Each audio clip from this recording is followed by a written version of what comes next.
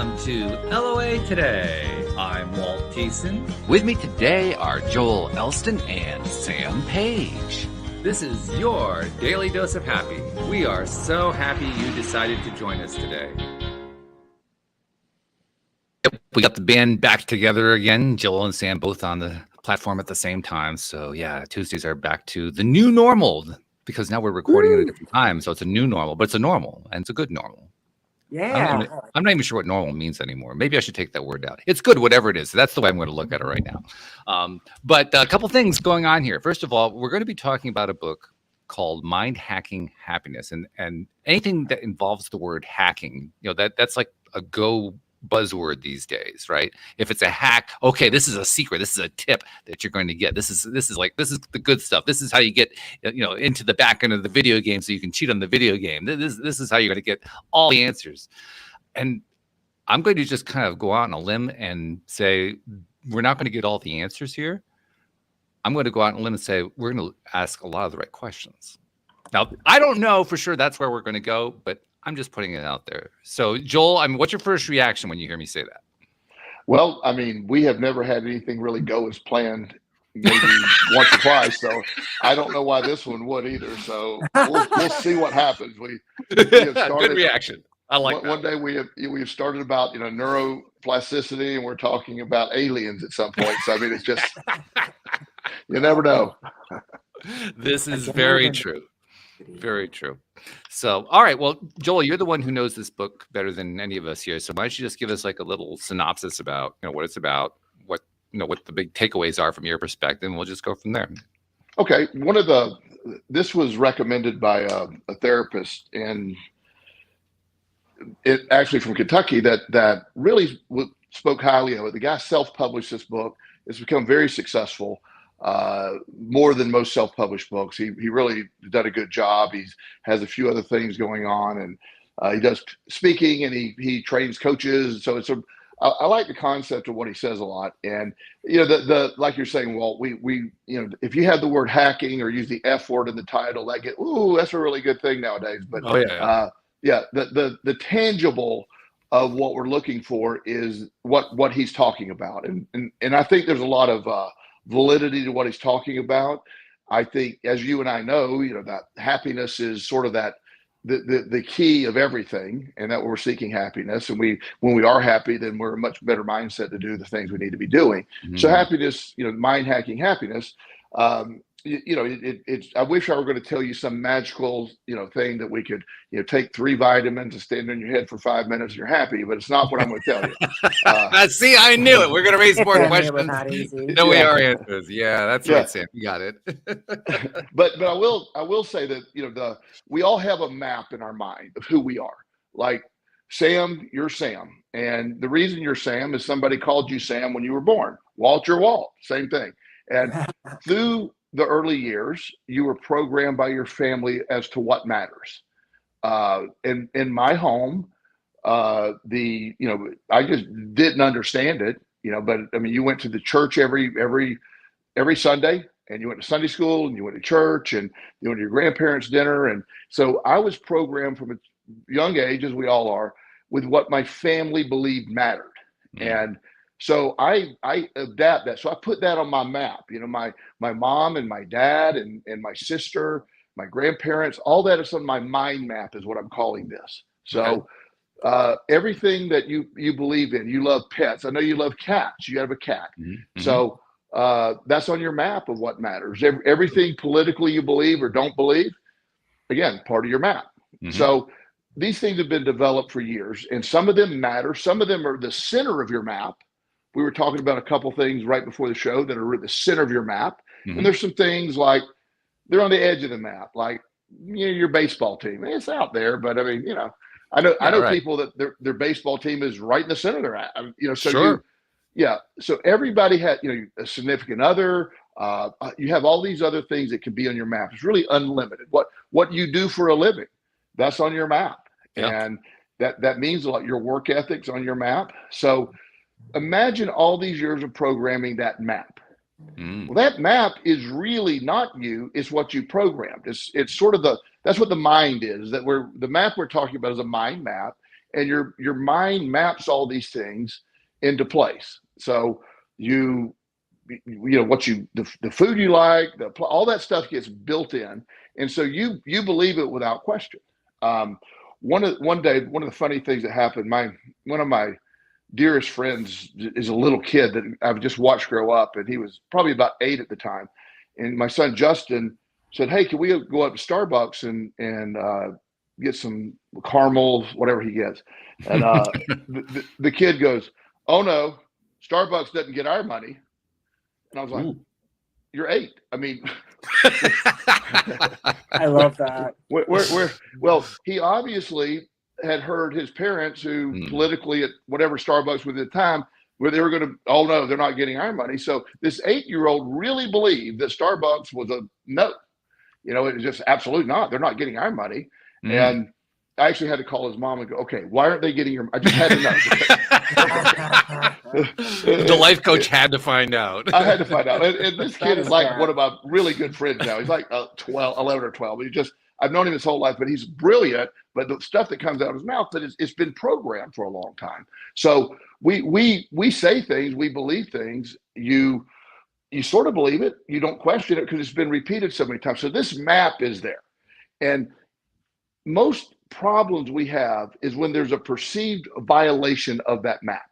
If somebody tries to, your feelings get hurt when somebody attacks your map, or you feel somebody's trying to attack somebody or something on your map, you get aggressive or defensive, or you all these things. If something gets removed from your map against your will, you're depressed, you're angry, or whatever emotion goes along with that.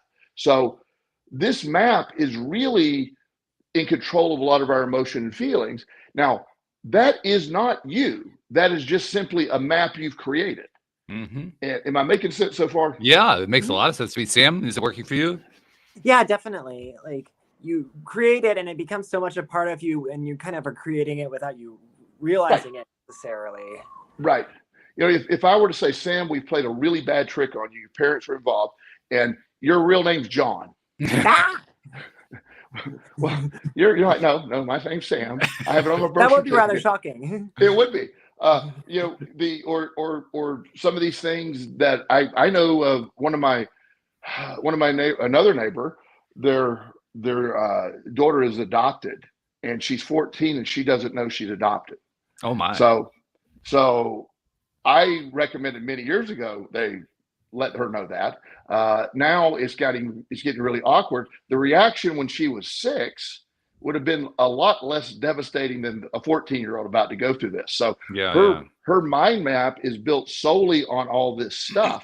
Who her family is now. Her parents are still her parents, and they love her, but it's going to be really hard for her to deal with this. Right in the middle of 14. So you have all that going on. Her map is going to be greatly violated. So if you really think about any situational depression, I'm not suggesting any chemical imbalance depression, but a situational depression, which in my opinion is almost 90% of depressions that exist, is the map has been attacked in some form or fashion. And you remove one of my maps, as you know, is I'm a dad. I take that really serious. I'm a dad. Right. And so the most brutal violation I can have of my map is my son being taken from me. Sure.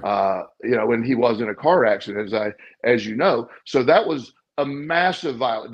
That was traumatic. That rocked me to my core. If my car gets stolen, it's on my map, but I'll get another car. Yeah. There's just levels of that. So knowing all that, sort of one of the things I have clients do sometimes when we're trying to get through it, I ask people to write out their map, everything, and it can be very comprehensive. What food do you like? Where do you like to eat? All those things are on your map. And then we start talking about, well, your favorite. This is really sort of funny. One day this lady had put pretty high on her map Jif peanut butter. I'm like, okay. I mean, that I'm interested. I said, but what if you couldn't get Jif peanut butter? Would you accept other peanut butter? Oh no. So it was definitely on the map, no doubt about that. And I was, of course, now I want to know what why Jif peanut butter was, and then she didn't know. But as we talked about it, she had a she had a great childhood, and her everyday meal was peanut butter and jelly, and Jif peanut butter was that. So you could see where that was on her mind map, and she definitely related to not just peanut butter; it had to be Jif peanut butter. Skippy, oh no, we don't do Skippy in my house. It's right. Jif, and so that idea, when you start looking at what's on your map, and then it helps down the road when you have all this in place. And then when your map gets violated, to be able to step back and go, I'm not depressed. I'm not angry. That mind map has been violated. So that my mind is angry. That there's a concept of saying I am angry. It's the me is angry, calling the mind the me. So he uses that term in the book, where it sounds very awkward, but it does. There's a lot of science behind identifying an emotion speeds up the processing of the emotion. If you're just in an ungodly tethered state of everything's falling apart and you're sobbing and you can't identify that your mind's in that emotional state, then you are that emotion. But if you can start saying the me or my mind is the one that's emotional, actually I'm not. My mind has created what's been violated. It could have been anybody else or any other thing. It doesn't mean the emotions aren't valid, but it helps you process them to realize that it's really something separate from you that you're going through. I am angry versus the me is angry. There's a lot of reasons why that helps. You can see it differently. If I'm seeing Walt, you're my friend, and when you're upset, we've had some talks when we're dealing with difficult stuff and you were upset, and while I certainly wanted to help, I wasn't upset. No, you were. Exactly. I was concerned for you, but I wasn't feeling that same emotion, and it was something that my map wasn't violated. Right. Yours was. Right. So are you with me so far? Totally, 100%. Okay. So the ability to separate those emotions is a way of processing. He has several tools, but this is sort of the one he emphasizes the most. Okay. But being able to identify what the me is feeling and why that is, it doesn't make it go away, but it speeds up the process a lot, because you've now identified it. And like, why am I angry? When here's a really good example. As I mentioned, my son Justin has been driving now for about a month and a half. He's doing really well. But we have, I'm very accountable of in the beginning, you're not allowed to drive at night. You can't get on interstate. You have these reasons. So one night I have a thing called, I think it's Life 360. And it's this, I literally know where he's at and how fast he's going all the time. It's just, I see. It's really good app. Thank God they didn't have that when I was a kid, but it's great for my kids. I can't imagine my mom saying, "You're doing 107 on that." that would not have been a good thing. So, but Justin is following it. However, one night he was way away from where he was supposed to be. And he wouldn't answer my text. He was actually out of the car. He left his phone in the car. So I was getting really angry. I thought it was anger. And I'm going, of course I'm going, the kid's he's a great kid. He's never given me, seriously, no problem. So I logically knew there's going to be an explanation. He's just a 17-year-old kid. That's, and I'm looking, I can't see, I see where he's at on the map, but I don't know where that is. And he's not answering. So I'm creating scenarios. Do I need to get in my car and go there and see if he's okay? Yeah, sure. Well, the truth is, when I'm looking at it on my map, Justin's obviously the dead center of my map right now. He's, probably the biggest focus in my life right now, still as he reaches adulthood. So I also have evidence of something that happened in 2014 with the loss of my son that was totally out of my control when he was in a car accident. Right. So all of a sudden my mind is going back there and creating scenarios based on the historical stuff, and it's attacking my map. So I'm using old information to attack my map, and I filled in the blanks of something's happened to Justin. That's something that often gets described as a trigger. The experience that you're currently experiencing with Justin is triggering your old memory about what happened with TJ. Right. So he finally he answered me, and I was like, where have you been? You know, I was like, ugh. And he said, well, I had to drop off the book that so-and-so borrowed. And I said, remember, I told you I was going to do that. And I do remember he told me he was going to do that. I thought he was going to give it to him at school. I didn't realize he was going to drive to his house. Turns out it was perfectly fine. There's nothing wrong. But I violated my own map with being triggered from old stuff from the past. And we do that all the time. Right. The mind fills in the blanks. We awfulize. We take everything to the worst possible conclusion based on historical information. Justin is not answering my call. He hasn't moved. He's been in the spot for 5 minutes. I don't know where this is. Clearly, he's been in an accident. He's probably unconscious. Yeah. Understandable. I mean, you could see how your mind would go there. Yeah. And again, having an event like that happen before, I'm hypersensitive to that concept. Sure. And so I'm working hard on while he's still on my map, I also have to realize that my map is going to be influenced, my response to my map is going to be influenced on bad stuff. When, bad relationships, or I see this a lot. People that have had multiple bad relationships and they're in a relationship and something happens, they're like using old information. Well, this is what happened last time, so I'm angry now. Right. And they're anticipating that this is going to keep happening. And now we've thrown the law of attraction to this concept. Oh, that's even more fun. Yeah. Exactly. So that's the process of identifying and being able to separate, Sam, or separate Wall, or separate Joel from the mind map, and then step back and go, that's been created. Like your political beliefs, I share very similar political beliefs, Walt. I don't know Sam's, but it regardless, they're just political beliefs. I had a really interesting Facebook exchange this week. I was fascinated by it. So I posted one of my normal motivational type things, like I forget what it was, something like, you're in charge of your mood, or something like that. The sky is not falling, everything's fine. I posted that. And some guy said, you might as well move to a communist country. Yeah. And okay. And I'm That's like, what do you mean? Yeah. And I said, well, I don't understand. Of course, I'm fascinated by his reaction, and he didn't use inappropriate language, but he was clearly angry. Yeah. I've never heard somebody get so angry over motivational posts. So, right. So we get further, we're going back and forth a little bit, and he's like, there's a lot of people suffering, and right now, and I go, my world is fantastic. I have a great life. Life couldn't be better for me. I'm sorry that people are suffering, but that's really out of my control. He goes, you're a selfish man.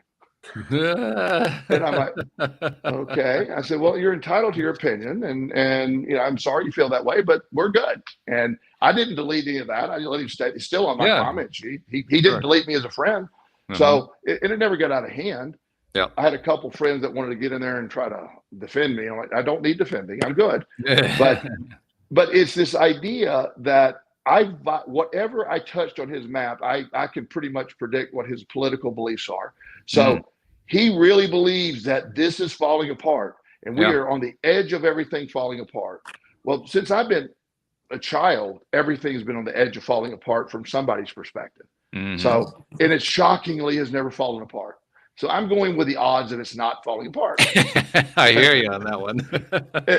and my sky is not falling. I have an incredible life. I have great friends. I have a financial abundance. I absolute perfect health. I have everything that I possibly could want in life. And that's my reality. And my reality was created because I believe all that's on my map now. That's what I believe. Yeah. Okay. And I mean, I can obviously see the advantage to this concept of a mind map. By the way, this is a really interesting take on a term that's been around for quite some time. The idea of a mind map gets used a lot in programming, for instance. Programmers create a mind map in order to map out what they want to do with their program. And it gets used in other areas as well. It gets used in design, marketing, a whole variety of different ways. But in this case, we're using it as a way of actually mapping out the human mind in all of its forms. Around that one person based on their experiences in their lives. That's really cool. So it occurs to me, not only is this a way of identifying why it is that we respond the way we do when we feel depressed or we're feeling angry or some sort of negative emotion, but it also helps us to understand a whole lot more about all areas of our lives, not just where we're feeling something negative, where we're feeling something positive, where we're feeling a whole range of things all going on at once, or maybe there are multiple different situations. This one we feel good about, that one we feel bad. I mean, you can actually almost see the whole thing because you got that map in front of you. Yes. That strikes me as being really powerful. It is, and I love your take on that, because while everything tends to filter to the negative at how we develop things, but everything that has a negative side has a positive side. So, one of the concepts that I find fascinating in conjunction with my teachings of the law of attraction is by placing the right things and the right concepts on your map, that's a way of attracting them. So it's a way of getting even a deeper subconscious attraction. The idea that financial abundance is on my map. It's something that I'm grateful to have. I'm not worried about losing it, because that would have a reverse effect. But the fact that it's there, that's important to me. Having really good credit's important to me. Having a great work ethic's important to me. And I placed all these things on my map, but I also place them on my map with not the fear of losing. Just know they're on my map, and I'm grateful that they're there. So you can use this in many different ways. And as what I do with any of the techniques I'm ever trying to develop, I have a tie into the law of attraction, as you know. I mean, I use everything to get to the law of attraction. And this is one of those things that can help people who have a difficult time sort of grasping it, to understand that there are people that I really want to have a lot of money. Everything else is going great, but I really want to have a lot of money. It's this. It's that's what often gets people tripped up using the law of attraction. Sure. So this map allows you to say, are you afraid of losing it? Because that's the signal you're putting out. That's what the law of attraction picking up. So I like to meld all this together, but it's an interesting tool. The idea that it's a pathway to happiness can change everything. I said, everybody will have to decide that for themselves. Sure. But I do think it's it's a tool that's not often used the way we're talking about. I think it's actually fair to say you could use this as a way to get to happiness, depending on how you personally define happiness. I think that's probably going to be a big piece of it right there. But I'm like imagining, just going through my day, right? So like right now, people know I run a gardening service. So we're in the middle of the peak of the gardening season here in the Northeast. And as I'm going through my day, I can think of situations where, all right, I'll describe one that happened today. We had a situation where we needed to get certain supplies to the team, and they were expecting them at a certain hour, and I didn't even know that they needed to have them, and we were at that hour already. So the first thought that goes through my mind, or that went through my mind this morning, was, well, okay, I got to get there fast. How do I get there fast? So I got to run, got to hurry. And ultimately that's what I ended up doing. And I got it there and it was fine. But now if I apply the mind map idea that we just described and that we just discussed, that you laid out in beautiful detail, well, now I can ask myself, all right, well, what is it that I'm worried about at this point based on my own experiences? Well, based on my own experiences, I have certainly a history of feeling like if it could potentially be an issue, I got to jump on it right now, because otherwise it's going to become a really big issue, which of course is what it does anyway, because I made it a big issue. I can see that.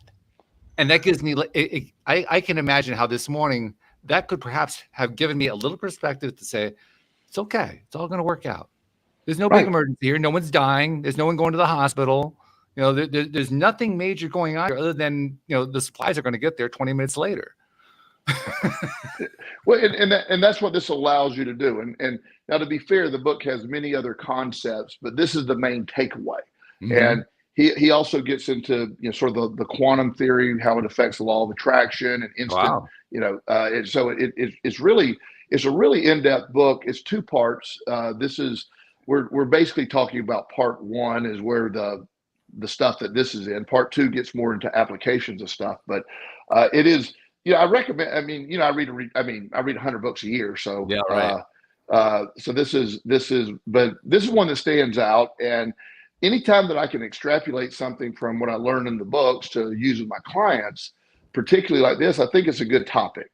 And it reinforces what matters is what we tend to, where our energy goes. But it's the way we defend it. One of my clients that this was really effective with, he is he is a passionate, I believe he's a Red Sox fan. I mean, all Boston team, passionate. I cannot use the term strongly enough.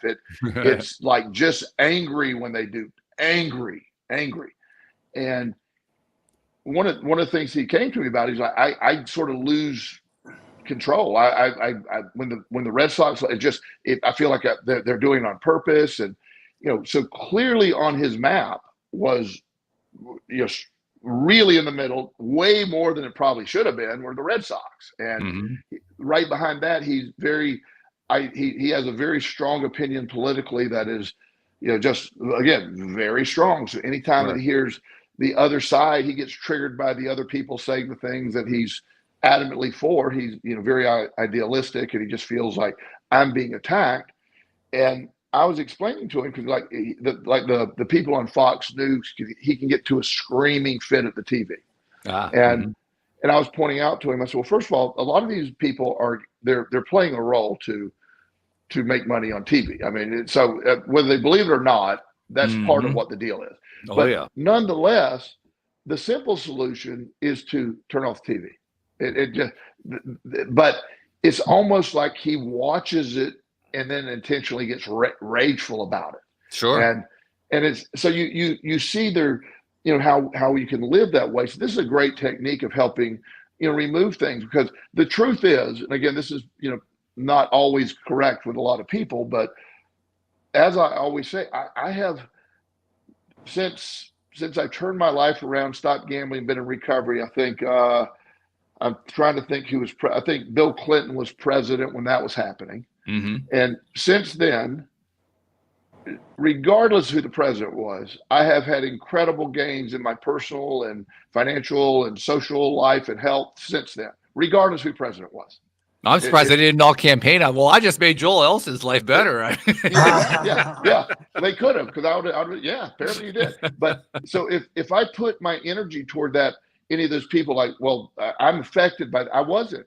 They none of them. In fact, I won't argue that maybe they each created something that maybe created an opportunity.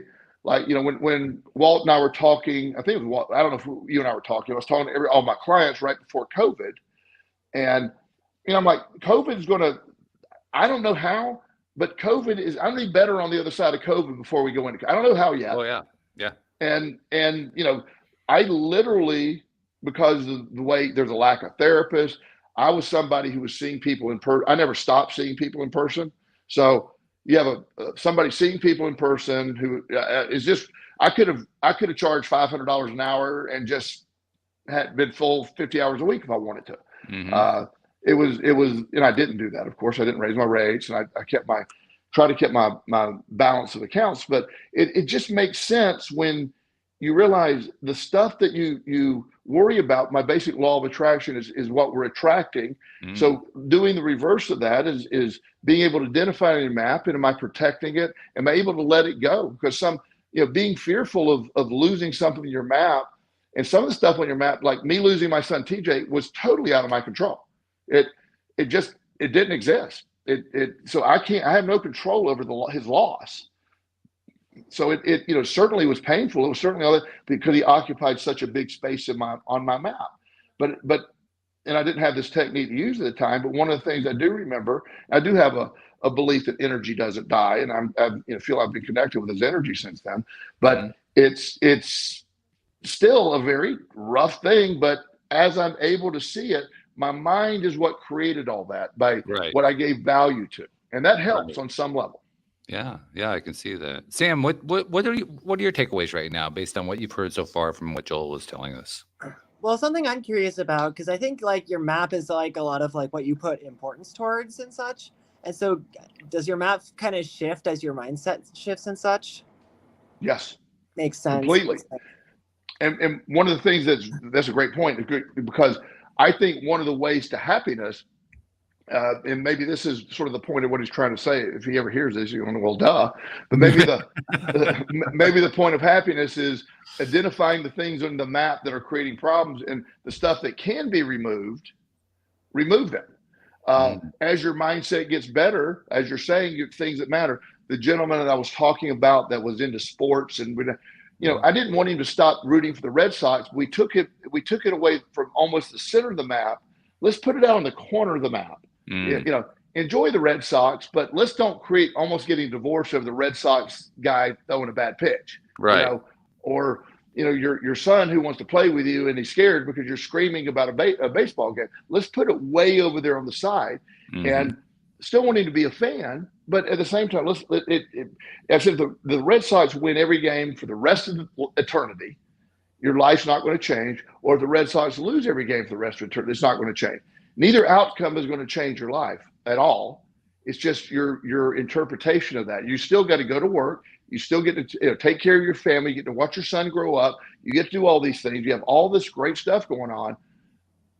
Watch the game, but don't take any happiness away. So the mind map gives us a place we can move it further away, or just take it off the map entirely. Why does it matter?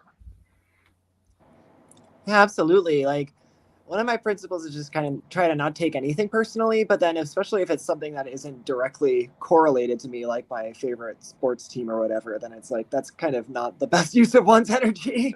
Of course. Well, and I love the idea. I love that concept. I'm really good. I am, for the most part, I'm trying to think as I talk, but I don't really take anything personally anymore at all. There's nothing that I take personally.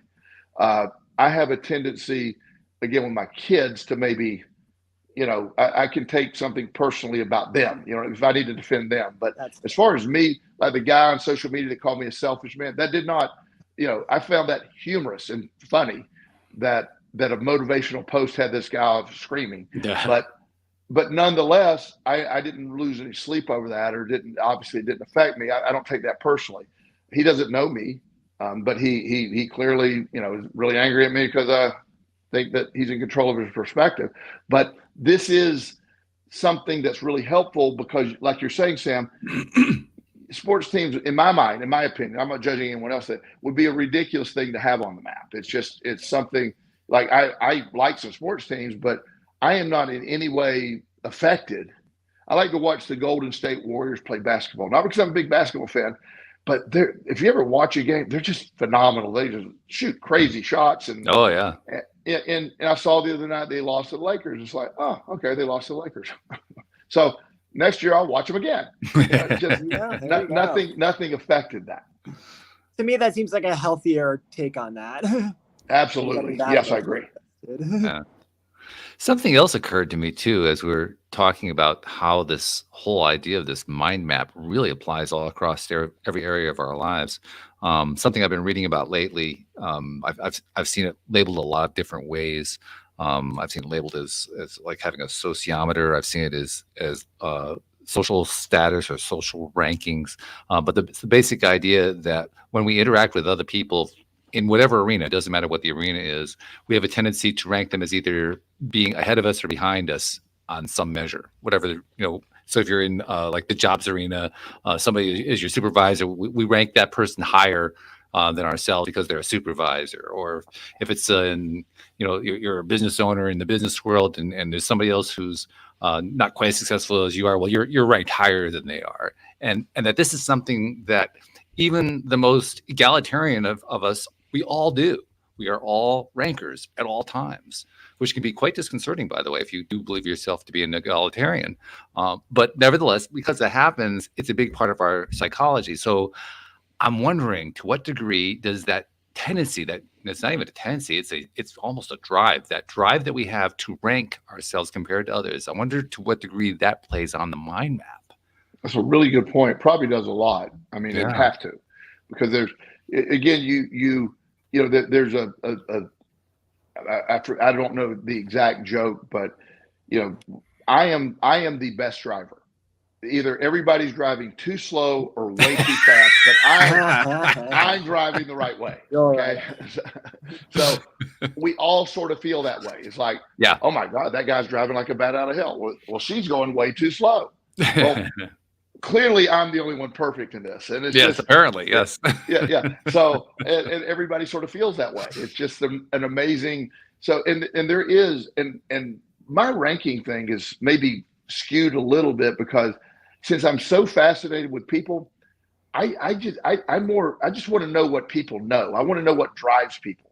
So I come in a little differently because I just, I'm fat. There's a guy at Home Depot that's always speaking to everybody. I don't know anything about a story, but I want to know why he's so happy. I like that. I want to know. I want to go talk to the guy there. I want to, I want to figure out what's going on. How did he get to where he got? What happened? There had to be an event that happened. I need to know all that. I'm not ranking him. I'm just thinking, wow. Well, in a sense, you are ranking him. You're saying, "Wow, that guy does it so much better than everybody else. How does he do that?" Well, yeah, and then there's other people. I work with, as I've mentioned before, an exceptionally wealthy crowd, just way beyond money that I've ever could imagine personally, and it's this. I'm baffled that none of them are happy. It's you could, because you assume if you had unlimited options. One of my clients mentioned he could spend $3 million a day for the rest of his life and never touch the principal. Yeah. Wow. That is fascinating. and he has a lot of problems. And it's just, again, so you wonder, so there's an assumption, again, this may be a ranking. Well, if you had all that money, why would, so, how can he be that screwed up? Or the lady that's standing on the street, begging for money. It's like, oh, well, what's she doing? Or, she should be working, or what. You could come up with a lot of rankings of why she's there, or what, and it's, I still want to get out and talk to her, and I like how we got here. I want to know what's going on. So it's that, I just have a fascination with people and how they think. It's always been sort of my thing. But you're right. Even within that, there's a ranking because I want to know what's going on due to whatever they're doing. And not only is there a ranking, but I imagine that part of what goes on to that mind map is what we infer is going on with the other person. I mean, you made reference to the person who's begging on the street.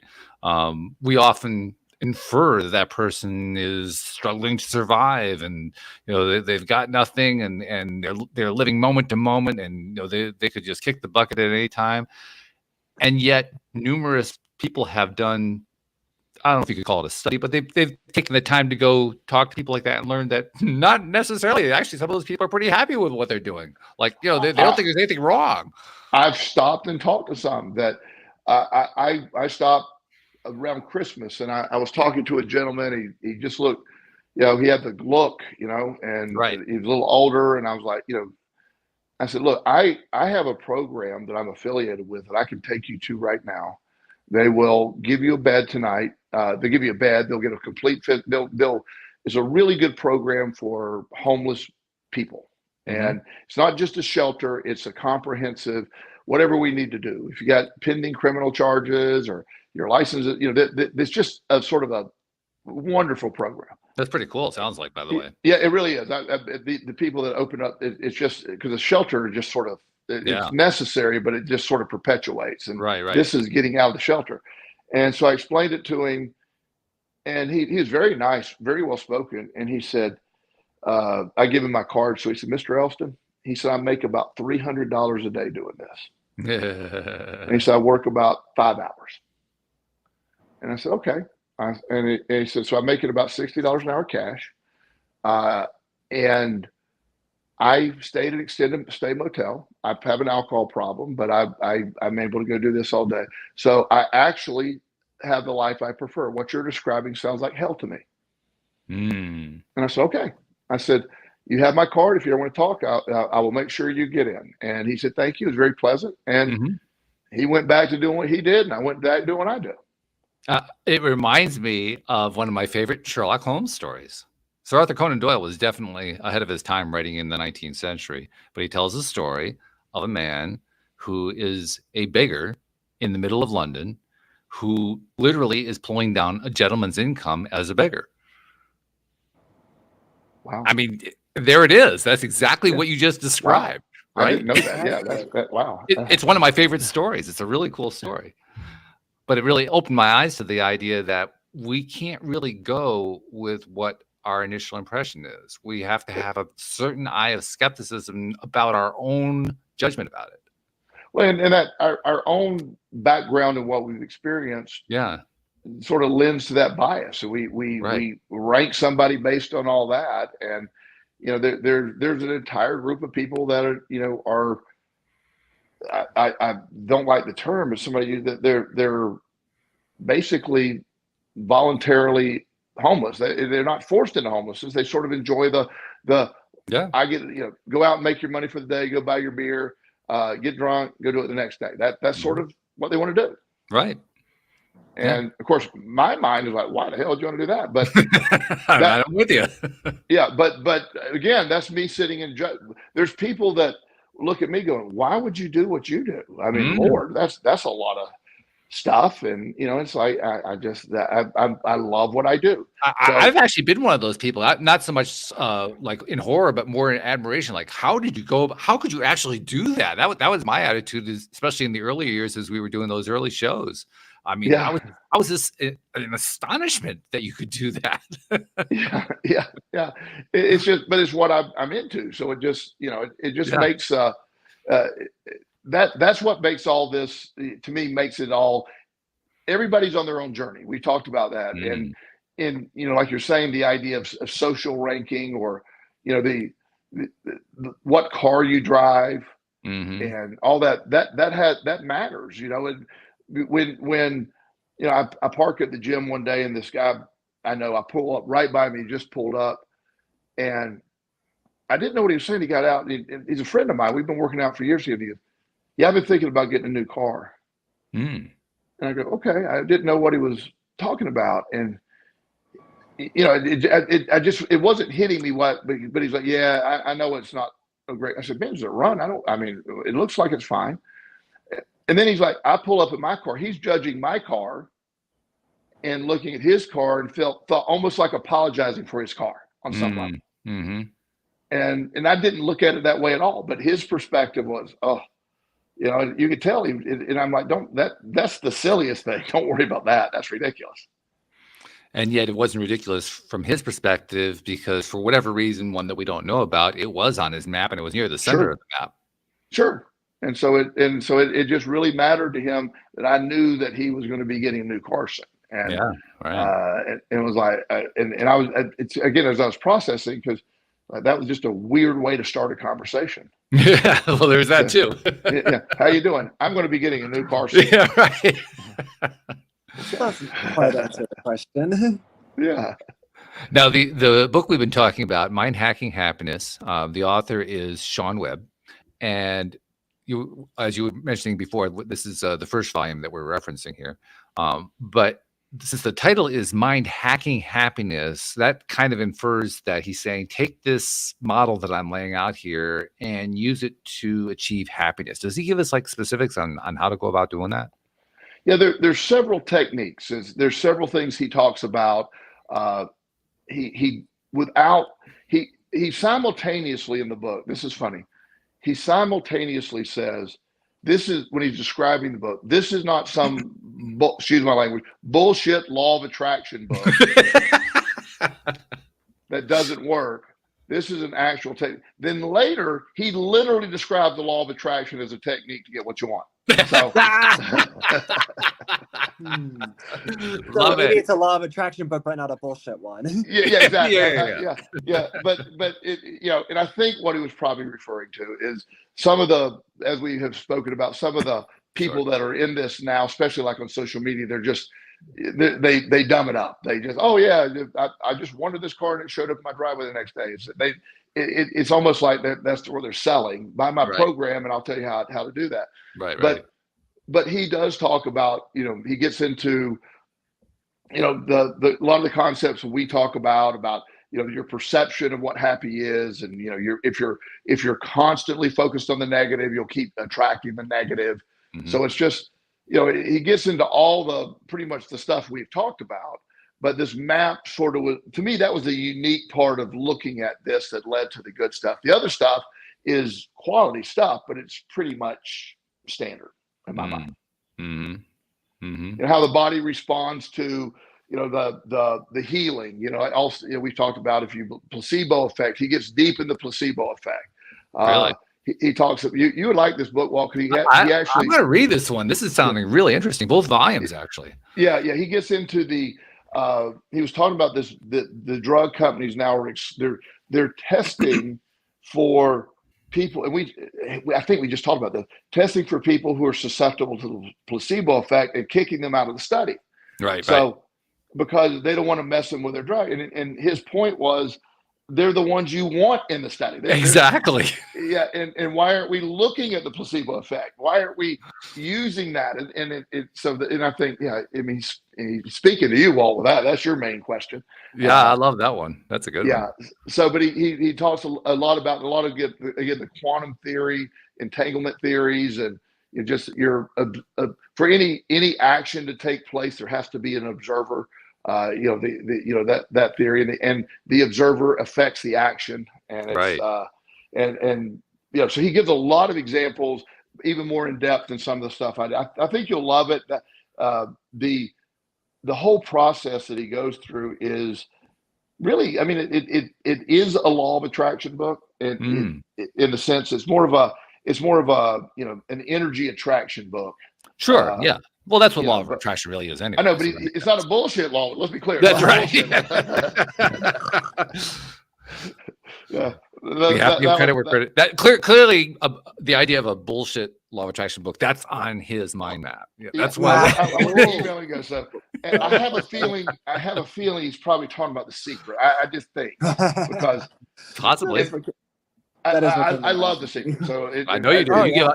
You give like 1,000 copies a year or something like that. I have no idea anymore, but at one point it was over 2,700. I've been doing that like 3 years ago. So, I give a bunch away. But what I like about the law of attraction, it introduces it incrementally. It whets your interest, and then you go deeper. If you go straight deep dive Abraham Hicks, you're gonna be like, what is this chick talking about? You know. So so I always think The Secret plays a role. It's certainly not comprehensive, but apparently The Secret pisses him off. So it's like, I've had a few people on the show who had the same kind of reaction. Sure. The thing that I found to be most interesting is when I can nail them down on what what's the specific piece that really got to them. Right. They do the same kind of thing that we were talking about earlier in the show. The idea of taking something, it's on our mind map, so to speak. It's something that we picked up along the way. We put it there. We value it highly. If anybody came in and messed with it, we'd be really upset because they were messing with that piece of our mind map. And that particular, whoops. Oh, good. I thought we lost you there for a minute, Joel. But that that piece of the mind map that's so important to us, or that's so important to whatever the person is that we're talking about. That piece, when it changes, or when it is not only, how do I want to say this? Not only when it's threatened, but also when somebody else comes in and forcibly changes it, like you were talking about, when there's that traumatic side to it. That feeling, that experience, it not only upsets you, it challenges you to your core. Yes. I mean, we're talking about something here that just it's a way of describing those situations where we really feel like we're out of control. You talked about the Red Sox fan who felt like he was out. I'm sure he really was in that sense. Yes, he was. He was very much out of control because he felt like it's almost like he felt like his existence was threatened. His identity was threatened. That map. Yeah. It was threatened. Yes. Yeah. Politically, religiously, when the passionate people, and whether I agree with them or not, sure, but I whether you're talking about abortion or gun control or any of these things, there's people that are so it's so much their identity. Yeah. They mean it sincerely. They really do. And sure. It's like, it's the core of what matters to them. It's like, and I don't care. It's like, these aren't my things, it's like, I've always been, I don't want to do that. Never mind. That would go down a deep hole. But the idea that but what matters to me, like, I always talk about, I'm always advocating for foster care kids. I'm always, they're underrepresented. They're all, and so I'm fighting. And there's people that are out there going, what? Why do you care? It's like, and I'm not judging them. They don't get it, but it's just, Sure. we all have our stuff, Yeah. when your significant other leaves and you didn't know they were leaving, and you're not only, they're just ripped from your map and you have no control over it. And you're just devastated. We are just devastated when that happens, because just this idea, all this happened to me. See, you literally violated everything that meant everything to me. And do I have anything left? Do I have to look at the area? One of my thoughts early, when TJ passed away is, I was like, is there, what's the point now? I had to program a lot of stuff. And, one of the things I came to, I said, well, he died at 23. So I guess just live for two of us now. It's going to be both. I'm going to have to double up. I'm going to have to work harder. And I use it as a motivational type thing for me. But, it was like, I had to replace something on my mind map about him. So in my mind, I had to go experience what he didn't get to experience. I had to go make success. And from that point in time, I'm not saying that was the sole catalyst, but the last 5-6 years of my life have been just phenomenally. It's just way greater than anything I thought I could achieve. Yeah. As you were saying that, something else occurred to me. Maybe this is the last thing we talk about to wrap this whole conversation up, and that is people are dealing with all kinds of stuff all the time. I mean, that's part of what it is to be alive. There are certain things that happen in people's lives, usually very traumatic, where we're faced with a choice. And the choice is to believe that we have a choice or that we don't have a choice about how we're going to deal with it. And I think you know what I mean there. I encountered somebody recently who had been through some, I won't go into all the details about what she's dealt with. That's her stuff. But it was really traumatic stuff. And it's happened multiple times throughout her life in a variety of different ways, people very close to her and her family and so forth. And she had come to the conclusion that this one particular kind of pattern, it was a pretty severe pattern. Not only could she not ever change it, but anybody who had not been through it couldn't understand it. And there was nothing that she could ever do to feel better about it.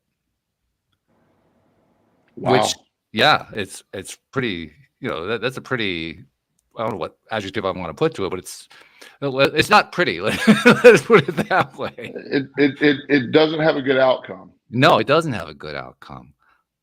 And, obviously somebody who's in that mind space is not somebody who's really trying to improve. They've already kind of ruled out the improvement thing, but it does help a little bit, I think, to understand this idea of the mind map in terms of helping to understand where they're coming from. Like, I don't really understand her viewpoint. I mean, I kind of do, but I really don't. But at least with the mind map, it almost gives me a way to let go of it more and to, feel better about it and say, you know what, that's where she needs to go. I don't know why.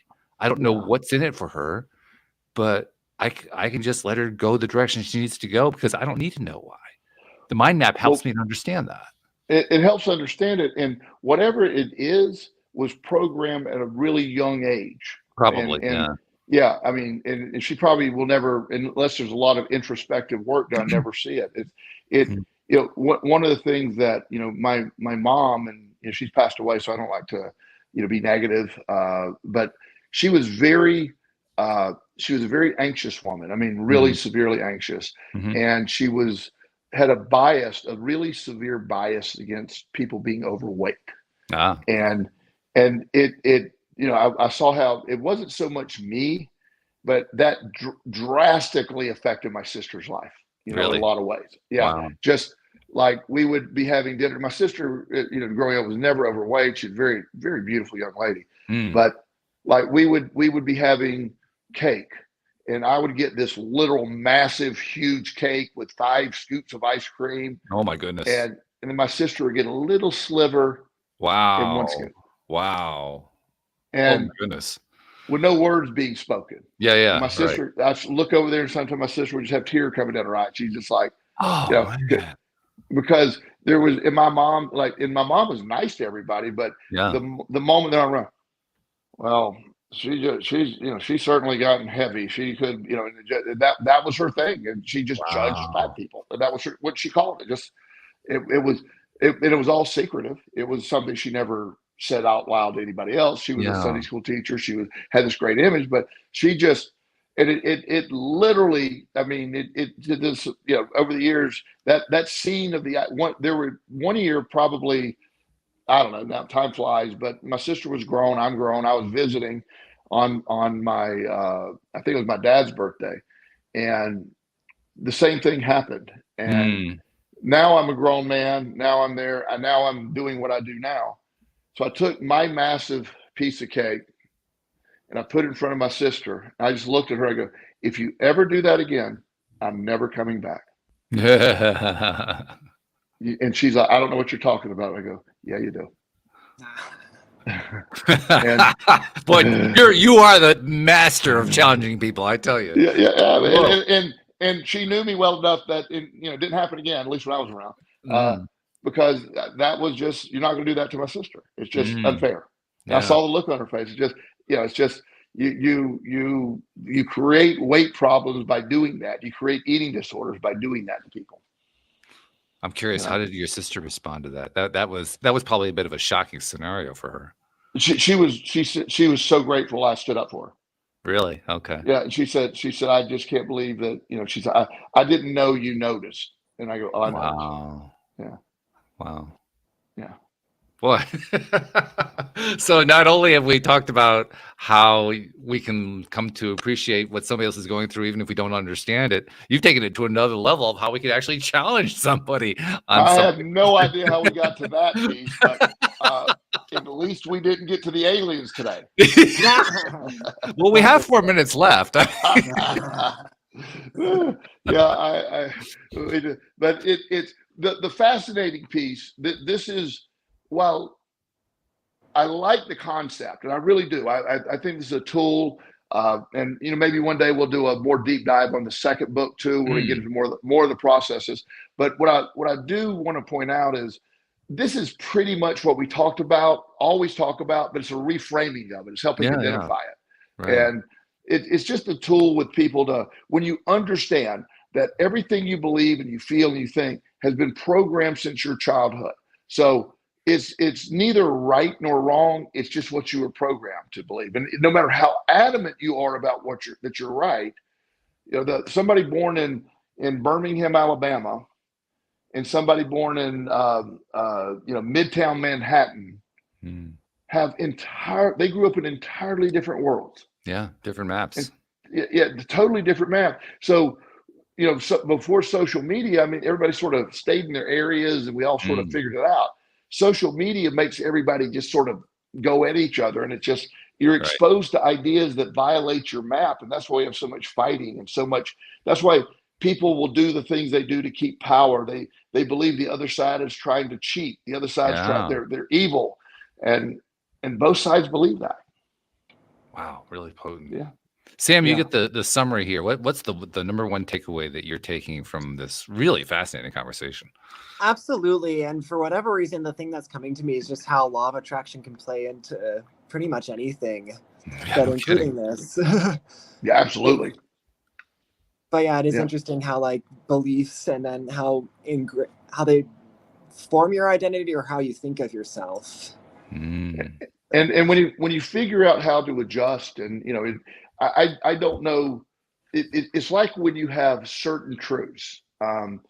Again, I was brought up and believed for probably until I was 10 or 11, the religious beliefs that I was taught. I believed it without any debate, and anybody that thought differently was clearly wrong. It was just, I couldn't believe it. And when I started when I was getting the quote unquote lessons they were talking about, and I'm trying to figure out that